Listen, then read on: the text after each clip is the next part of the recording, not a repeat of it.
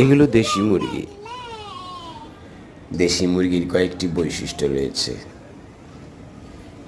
এরা মাটিতে খেলাধুলা করবে, মাটি খাবে, মাটির পোকা খাবে। এদের গুণগত মান, এদের স্বাস্থ্য, এদের সুস্থতা অনেকটা নির্ভর করে খোলামেলা জায়গায় পালার উপর। দেশি মুরগি পালন খুবই সহজ। এদেরকে ছেড়ে রাখলে খুব বেশি যত্ন করতে হয় না, নিজেরাই নিজেদের খেয়াল রাখতে পারে।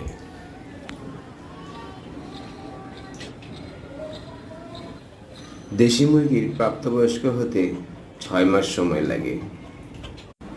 যখন এরা ডিম দেওয়া শুরু করে টানা 15 থেকে 20টি ডিম দিয়ে থাকে। তারপর পচে বাচ্চা ফোটায়। অন্যদিকে ফার্মের মুরগিগুলো সীমাবদ্ধ স্থানেই পালন করতে হয়।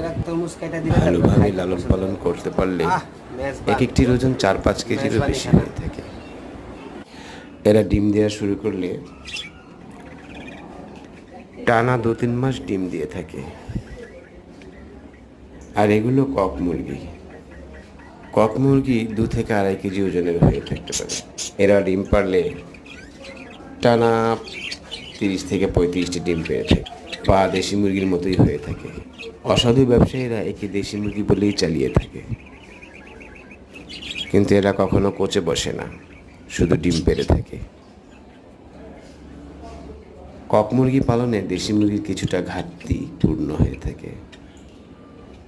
তবে হ্যাঁ, দেশি মুরগির স্বাদে কোনো মুরগির তুলনা হয় না।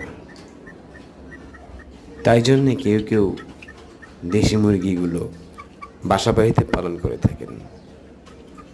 সেখানে ডিম দেয়, বাচ্চাও হয়। বাচ্চাগুলো খেলা করতে করতে আবার বড় হয়ে যায়। ক্রমানুযায়ী সেই বাচ্চাগুলো আবার ডিম পাড়ার সময় হয়ে যায়।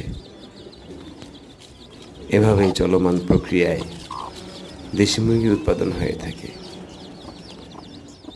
যতগুলো দেশি মুরগি বাজারজাত হয়ে থাকে, এগুলো সব গ্রাম বাংলা থেকেই সংগৃহীত।